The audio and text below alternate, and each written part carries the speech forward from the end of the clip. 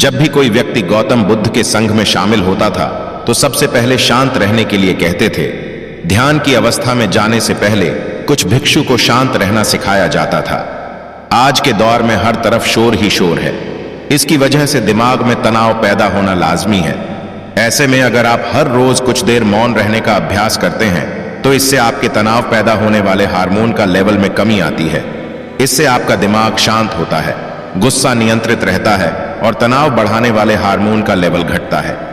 आज के इस वीडियो में हम जानेंगे कि किन 10 ऐसी मौकों पर हमें शांत रहना है और किन 10 मौकों पर हमें बोलना है और शांत रहने से हमारे अंदर क्या बदलाव आ सकता है। दोस्तों, संध्या काल का समय था। गुरु अपने सभी शिष्यों को बुलाकर रहते हैं। कल सुबह सब लोग नदी में था, हमारी कुटिया के सामने उपस्थित थे। उसी तरह कुसुम ही से हैरान रह जाते हैं कि हम लोगों ने कुछ गलती की है क्या, लेकिन गुस्से से यह कहते हैं कि हो सकता है कि गुरुजी कल सुबह कुछ अच्छी बात बताने वाले हैं। सब लोग रात को सही समय पर सो जाते हैं और सुबह उठकर सभी लोग नदी में स्नान करने के बाद वापस गुरुजी के सामने उपस्थित हो जाते हैं। गुरु कहते हैं, आज हम तुम सबको चुप रहने के फायदे के बारे में बताऊंगा। गुरु कहते हैं, ऐन मौके जहां पर चुप रहने से होता है लाभ और बोलने से नुकसान। गुरु कहते हैं, अगर आप इन मौकों पर शांत हो गए यानी मौन हो गए तो आप जो चाहेंगे वही मिल जाएगा। आपकी जिंदगी में चमत्कारिक बदलाव शुरू हो जाएंगे। जरूरत से ज्यादा बोलना या चुप रहना दोनों ही अच्छी बात नहीं है। जैसे जरूरत से ज्यादा बारिश हो जाना या फिर धूप दोनों ही दिक्कत देती है, उसी तरह अनावश्यक बोलने से भी काफी नुकसान होता है। गुरु कहते हैं कि पहला ऐसा मौका जहां पर व्यक्ति को चुप रहना चाहिए, बिना तथ्य के ना बोले। गुरु ने कहा, अगर आपके पास कोई तथ्य नहीं है तो वहां चुप रहने में ही भलाई है। चुप बैठने से दिमाग में नई कोशिकाओं का निर्माण होता है और इससे ज्ञान की वृद्धि होती है। बोलने में भलाई वही है जहां आपको किसी चीज के बारे में पूरा ज्ञान हो। अगर आप बिना तथ्य की कहीं बोलते हैं या फिर बेवजह बोलते हैं तो आपका वहां मजाक भी बन सकता है। अगर आपके पास पर्याप्त जानकारी नहीं है, ऐसी जगह पर बोलने से आपका मजाक तो बनी रहेगी, साथ ही साथ लोगों का भरोसा भी आपसे उठने लगेगा। इसलिए ऐसी जगह पर शांत रहो जहां तुम्हें पता ना पर क्रोध कर रहा हूं, आपका अपमान कर रहा हो तो आपको उस वक्त चुप रहना चाहिए ताकि सामने वाले का गुब्बारा पूरी तरह से फट जाए। आप यदि सही है तो उसे कटाई माफीनामा गए और चुप रहकर ही सही समय का इंतजार करें तो खुद आपसे माफी मांग लेता है जब उसे अपनी गलती का एहसास हो जाएगा। गुरु आगे कहते हैं कि अगर आपका कोई सगा संबंधी आप पर क्रोध कर रहा हो और आप उस समय शांत है तो यह आदर सम्मान देने की निशानी होती है।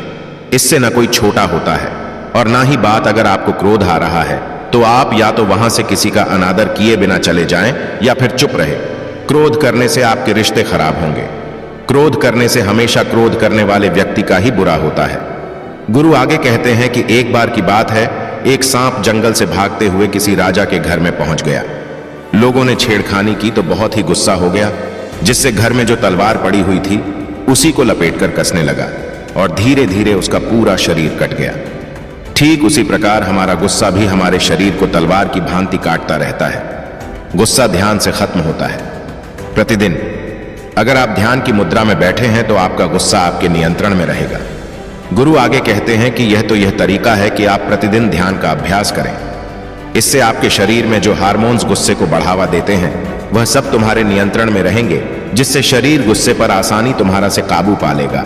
लेकिन एक तरीका यह भी है कि जब भी आपको गुस्सा आए तो आप यह समझने का प्रयास करो कि क्या मेरा गुस्सा जायज है या नहीं, हमें वहां पर बोलना चाहिए कि नहीं। जब आप खुद इस बात का आकलन लगा पाएंगे तो आपको खुद पता चल जाएगा कि हमें गुस्सा करना चाहिए या नहीं। फिर भी आपको गुस्सा आ रहा है तो आप वहां से हटने का प्रयास करें, वहां से दूर चले जाएं। धीरे धीरे समय के साथ आपका दिमाग शांत हो जाएगा, गुरु ने कहा। चौथा ऐसा मौका जहां पर इंसान को बहुत ही समझदारी के साथ काम लेना चाहिए, वहां पर आपको चुप रहना ही चाहिए जहां पर उस मुद्दे से आपका कोई संबंध ना हो। अगर आपका किसी मुद्दे से कोई संबंध ना हो तो वहां आपका चुप रहना बनता है। बिना किसी वजह अगर आप दूसरे के मुद्दे पर बोलेंगे तो यह आपके लिए अनिष्टकारी होगा। इसमें केवल और केवल आपका ही नुकसान है। जल्द ही आप किसी दो लोगों के बीच हो रहे विवाद में जल्दी अपनी कान में डालें। अगर सामने वाला आपको बुला रहा है अपना झगड़ा शांत करवाने के लिए तो ही आप वहां पर जाएं। किसी की व्यक्तिगत जिंदगी में दखल अंदाजी नहीं देनी चाहिए जब तक कि वह व्यक्ति आपको नहीं बुलाता है। अपने झगड़े को शांत करवाने के लिए कुछ लोग फालतू में दूसरे के विवाद में कूद पड़ते हैं। इससे उनके मान सम्मान मर्यादा पर लोग उंगली उठाने लगते हैं। गुरु कहते हैं कि कई मौकों में पांचवां ऐसा मौका जहां पर व्यक्ति को बहुत ही समझदारी के साथ चुप रहना चाहिए। आपके शब्दों से किसी मित्र को हानि न पहुंचे। अगर आपके शब्द सामने वाले के परिवार या मित्रों की प्रतिष्ठा के बारे में पूरी झलक दिखा रहे हैं तो आपको चुप रहना चाहिए। किसी के परिवार या फिर मित्र के बारे में बोलने से केवल आप ही पूरे बनेगी।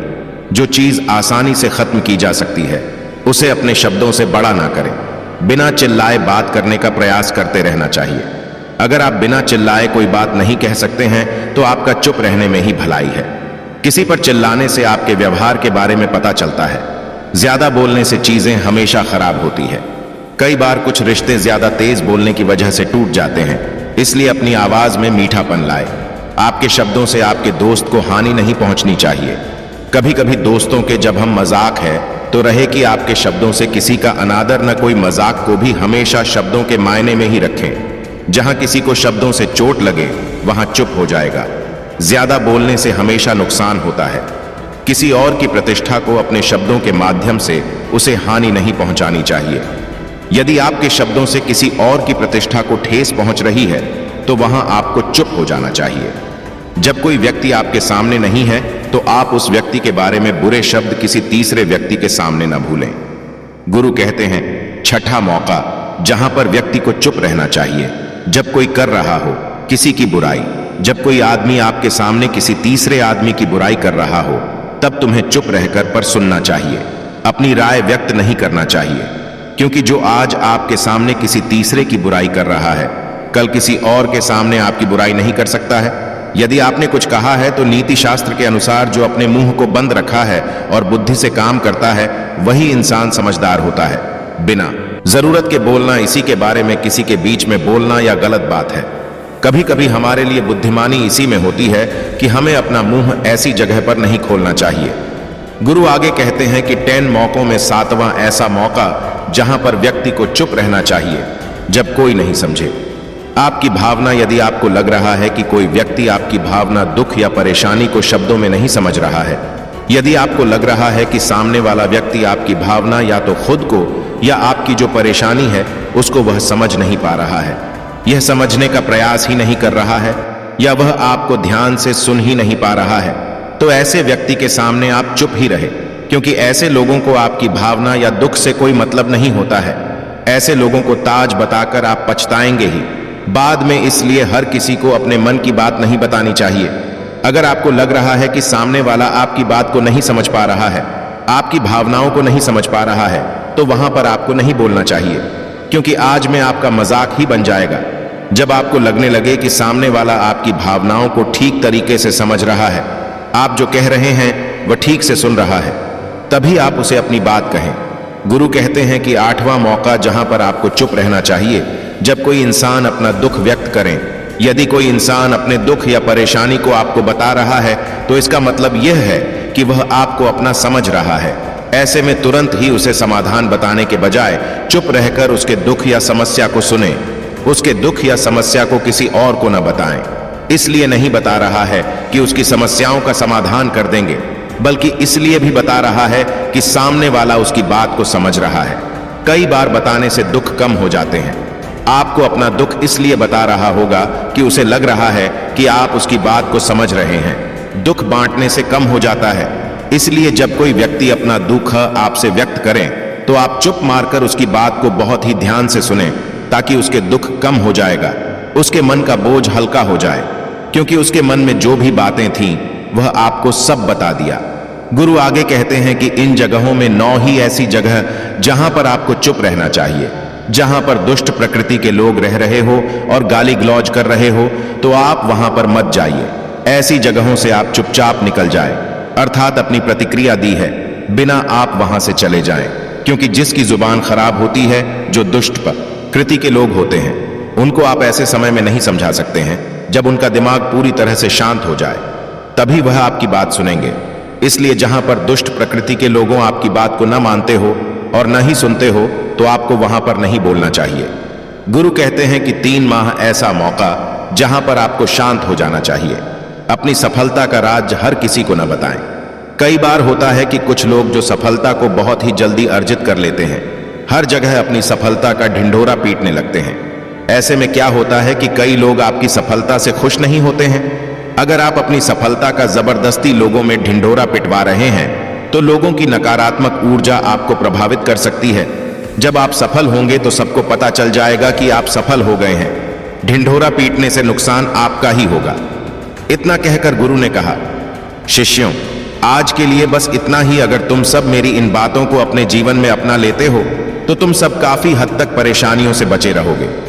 यहां से जाने के बाद मेरी यह बातें आपके जीवन किसी वरदान से कम साबित नहीं होंगे। दोस्तों, मुझे उम्मीद है इस वीडियो से आपको बहुत कुछ सीखने को मिला होगा। अगर आप नए हो तो हमसे जुड़ने के लिए इस चैनल को सब्सक्राइब करना मत भूलिएगा। वीडियो के अंत करें। बने रहने के लिए बहुत बहुत धन्यवाद।